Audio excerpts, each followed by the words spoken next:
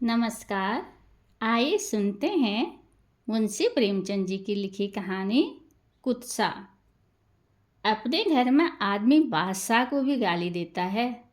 एक दिन मैं अपने 2-3 मित्रों के साथ बैठे हुए एक राष्ट्रीय संस्था के व्यक्तियों की आलोचना कर रहा था। हमारे विचार में राष्ट्रीय कार्यकर्ताओं को स्वार्थ और लोभ से ऊपर रहना चाहिए। ऊंचा और पवित्र आदर्श सामने रखकर ही राष्ट्र की सच्ची सेवा की जा सकती है। कई व्यक्तियों के आचरण ने हमें क्षुब्ध कर दिया था और हम इस समय बैठे अपने दिल का गुबार निकाल रहे थे। संभव था उस परिस्थिति में पड़कर हम भी गिर जाते, लेकिन उस वक्त तो हम विचारक के स्थान पर बैठे हुए थे और विचारक उदार बनने लगे तो न्याय कौन करे। विचारक को यह भूल जाने में विलंब नहीं होता कि इसमें भी कमजोरियां हैं। उसने और अभियुक्त में केवल इतना ही अंतर है कि यूं तो विचारक महाशय उन परिस्थिति में पड़े ही नहीं, या पढ़कर भी अपनी चतुराई से बेदाग निकल गए। पद्मा देवी ने कहा, महाशय का काम तो बड़े उत्साह से करते हैं, लेकिन अगर हिसाब देखा जाए तो उनके जिम्मे 1000 से कम न निकलेगा। उर्मिला देवी बोली, खैर क को तो क्षमा किया जा सकता है, उसके बाल बच्चे हैं, आखिर उनका लालन पालन कैसे करे। जब वो 24 घंटे सेवा कार्य में ही लगा रहता है तो उसे कुछ न कुछ तो मिलना ही चाहिए। उस योग्यता का आदमी 500 वेतन पर भी न मिलता। अगर इस साल भर में उसने 1000 खर्च कर डाला तो बहुत नहीं है। महाशय खो तो बहुत निहंग हैं, जोरू न जाता अल्लाह मियाँ से नाता, पर उनके जिम्मे भी 1000 से कम नहीं होंगे। किसी को क्या अधिकार है कि वह गरीबों का धन मोटर की सवारी और 4 दोस्तों की दावत में उड़ा दे। श्यामा देवी उद्दंड होकर बोली, महाशय गौ को इसका जवाब देना ही पड़ेगा। भाई साहब यूं बचकर नहीं निकल सकते। हम लोग भिक्षा मांग मांग कर पैसे लाते हैं, इसलिए कि यार दोस्तों की दावतों में शराबें उड़ाई जाए और मुजरे देखे जाएं। रोज सिनेमा की सैर होती है। गरीबों का धन यूं उड़ाने के लिए नहीं है। यहाँ पाई पाई का लेखा समझना पड़ेगा। मैं भरी सभा में रगे दूंगी। उन्हें जहाँ 500 वेतन मिलता हो वहाँ चले जाएं। राष्ट्र के सेवक बहुतेरे निकल आवेंगे। मैं भी एक बार इसी संस्था का मंत्री रह चुका हूँ।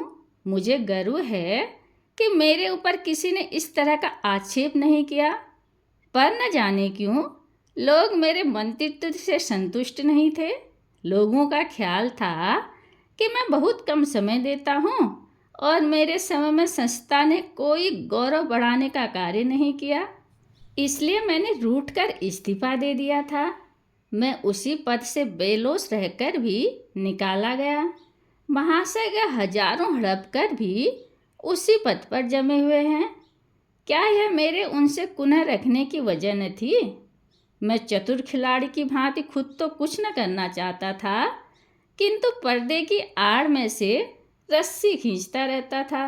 मैंने रद्दा जमाया, देवी जी आप अन्याय कर रही हैं।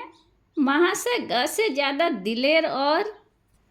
उर्मिला ने मेरी बात काट कर कहा, मैं ऐसे आदमी को दिलेर नहीं कहती जो छिपकर जनता के रुपए से शराब पिए।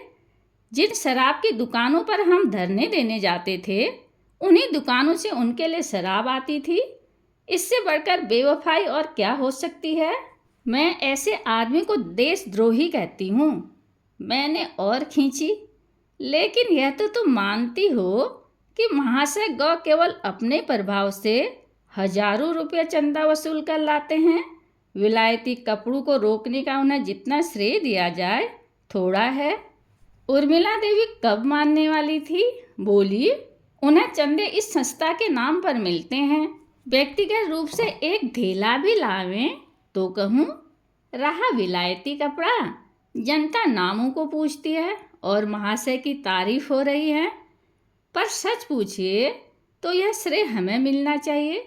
वो तो कभी किसी दुकान पर गए ही नहीं। आज सारे शहर में इस बात की चर्चा हो रही है। जहाँ चंदा मांगने जाओ वहीं लोग यही आक्षेप लगाते हैं, किस किस का मुंह बंद कीजिएगा। आप बनते तो हैं जाति के सेवक, मगर आचरण ऐसा कि सौहदों का भी न होगा। देश का उद्धार ऐसे विलासियों के हाथों नहीं हो सकता, उसके लिए त्याग होना चाहिए।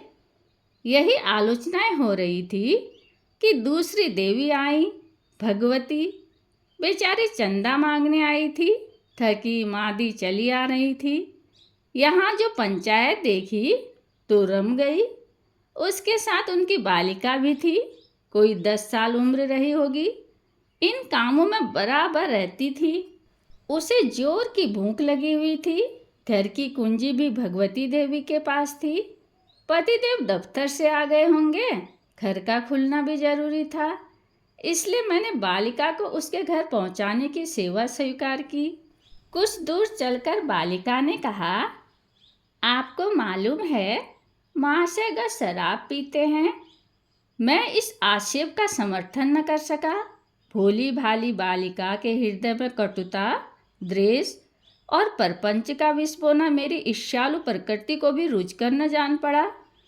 जहाँ कोमलता का सारल्य, विश्वास और माधुर्य का राज्य होना चाहिए, वहाँ कुत्सा और क्षुद्रता का मर्यादित होना कौन पसंद करेगा? देवता के गले में कांटों की माला कौन पहनाना पसंद करेगा? मैंने पूछा, तुमसे किसने कहा कि महाशय गौ शराब पीते हैं? वाह, पीते ही हैं। आप क्या जाने? तुम्हें कैसे मालूम हुआ? सारे शहर के लोग कह रहे हैं। शहर वाले झूठ बोल रहे हैं। बालिका ने मेरी ओर आश्वासन की आंखों से देखा। शायद वह समझी मैं भी महाशय गौ के ही भाई बंधु में से हूँ। आप कह सकते हैं महाशय गौ शराब नहीं पीते? हाँ, वह कभी शराब नहीं पीते। और महाशय क ने जनता के रुपये भी नहीं उड़ाए, यह भी असत्य है। और महाशय ख मोटर पर हवा खाने नहीं जाते। मोटर पर हवा खाना अपराध नहीं है। अपराध नहीं है राजाओं के लिए, रईसों के लिए, अफसरों के लिए, जो जनता का खून चूसते हैं। देश की भक्ति का दम बनने वालों के लिए वह बहुत बड़ा अपराध है। लेकिन यह तो सोचो, उन्हें कितना दौड़ना पड़ता है। पैदल कहाँ तक दौड़ें? बैलगाड़ी पर तो चल सकते हैं, पर कुछ बात नहीं है। ये लोग शान दिखाना चाहते हैं, जिससे लोग समझें कि यह भी बहुत बड़े आदमी हैं। हमारी संस्था गरीबों की संस्था है। यहाँ मोटर पर उसी वक्त बैठना चाहिए जब और किसी तरह काम ही न चल सके। और शराबियों के लिए तो यहाँ स्थान न होना चाहिए। आप तो चंदा मांगने जाते नहीं, हमें कितना लज्जित होना पड़ता है, आपको क्या मालूम? मैंने गंभीर होकर कहा, तुम्हें लोगों से कह देना चाहिए, यह सरासर गलत है। हम और तुम इस संस्था के शुभचिंतक हैं। हमें अपने कार्यकर्ताओं का अपमान करना उचित नहीं। हमें तो इतना ही देखना चाहिए कि वे हमारी कितनी सेवा करते हैं। मैं यह नहीं कहता कि क ख ग में बुराइयां नहीं हैं। संसार में ऐसा कौन है जिसमें बुराइयां न हो, लेकिन बुराइयों के मुकाबले में उनमें गुण कितने हैं, यह तो देखो। हम सभी स्वार्थ पर जान देते हैं, मकान बनाते हैं, जायदाद खरीदते हैं, और कुछ नहीं तो आराम से घर में सोते हैं। ये बेचारे 24 घंटे देश हित की फिक्र में डूबे रहते हैं। तीनों ही साल भर की सजा काटकर कई महीने हुए लौटे हैं। तीनों के उद्योग से अस्पताल और पुस्तकालय खुले हैं। इन्हीं वीरों ने आंदोलन करके किसानों का लगान कम कराया। अगर इन्हें शराब पीना और धन कमाना होता तो इस क्षेत्र में आते ही क्यों? बालिका ने विचारपूर्ण दृष्टि से मुझे देखा, फिर बोली, यह बताइए महाशय ग शराब पीते हैं या नहीं? मैंने निश्चयपूर्वक कहा, नहीं, जो यह कहता है वह झूठ बोलता है। भगवती देवी का मकान आ गया, बालिका चली गई। मैं आज झूठ बोलकर जितना प्रसन्न था, उतना कभी सच बोलकर भी न हुआ था। मैंने बालिका के निर्मल हृदय को कुत्सा के पंख में गिरने से बचा लिया। कहानी सुनने के लिए धन्यवाद।